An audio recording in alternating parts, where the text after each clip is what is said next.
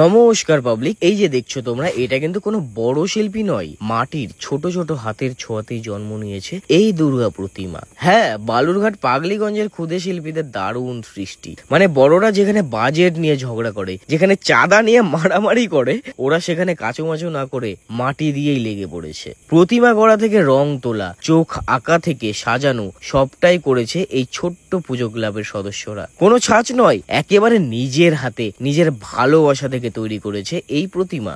আচ্ছা, এই ঠাকুরটা কে বানিয়েছে রে? তাই? বাহ, সবাই মিলে বানিয়েছিস? কতদিন থেকে বানাচ্ছিস? না না, এই ঠাকুরটা কতদিন ধরে বানানো হচ্ছে? 1 মাস। আর এই পূজাটা তোরা 4 বছর ধরে দিচ্ছিস? নিজেরা বানাই পূজা দিস? বাহ, কি ক্লাব এটা? কি তোদের? বন্ধুচল সংঘ। বাহ, এটা কি তোদের ছোটদেরই ক্লাব? কোথায় ক্লাবটা?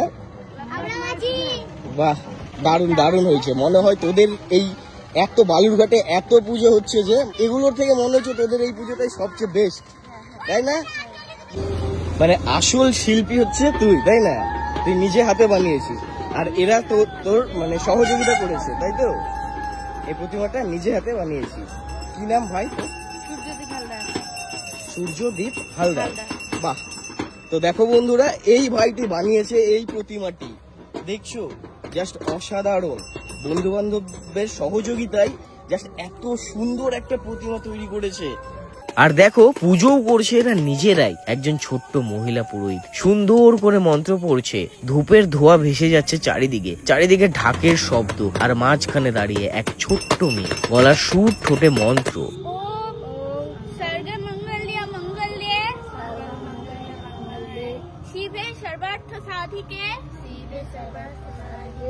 शरण्ये त्र्यंबके गौरी नारायणी नमस्तुते सृष्टि स्मृति विनाशाना शक्ति रूपे सनातनी दुर्गा शिवा क्षमाधात्री।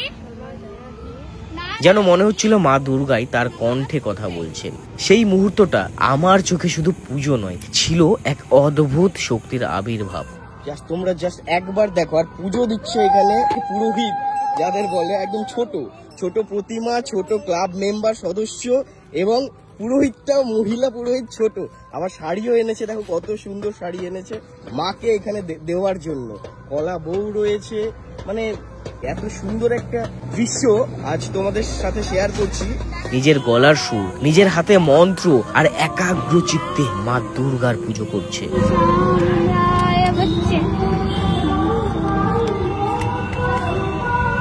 আমরা সাধারণত বড় বড় পুরোহিতদের পুজো দেখি, কিন্তু এই ছোট্ট বোনটার মন্ত্রপাঠ শুনে মনে হচ্ছিল যেন মা দুর্গাই ওর গলায় বসে আছেন। আর এই ছোট্ট পুজোর আসল আকর্ষণই কিন্তু হলো এই মেয়ের হাতে প্রথমবারের মতো মা দুর্গার আহান। পুরোহিত মানেই যে শুধু পুরুষ তা একদমই নয়, যে কেউই ভক্তি নিয়ে মন্ত্র পড়তে পারে। এটাই আসল শক্তির রূপ, নারীর হাতে পুজোর আহান। আর ঢাক বাজছে খেলার ঢাকেই। ঢাকির চেহারা দেখে মনে হচ্ছিল যেন এই মাত্র মোবাইলে গেম খেলছিল, হঠাৎ ঢাক বাজাতে হবে বলে দৌড়ে চলে এসেছে। তো যাই হোক, খেলার ঢাক হলেও তাতে যে আনন্দের সুর বেজে উঠছে তা কোনো বড় ঢাকের থেকেও কম নয়, কারণ এদের ঢাকের তালে তালেই বাজছে ছোট্ট ছোট্ট মনের খুশি। ছোট হলেও এদের উদ্দীপনা বড়দের থেকেও একেবারে কম নয়। শুধু প্রতিমা আর পুজো নয়, সমস্ত পুজোর বাজার থেকে শুরু করে খিচুড়ি, প্রসাদ বিতরণ সবই নিজের হাতে করছে এই ক্ষুদে উদ্যোগীরা।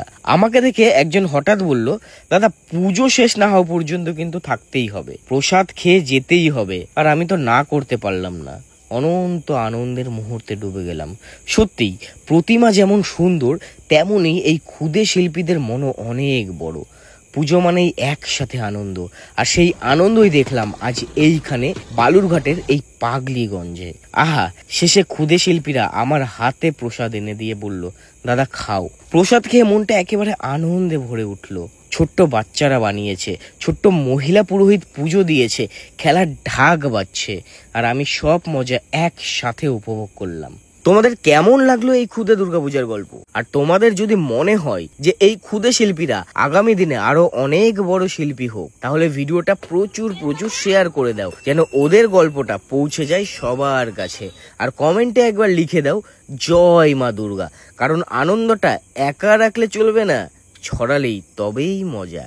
টাটা।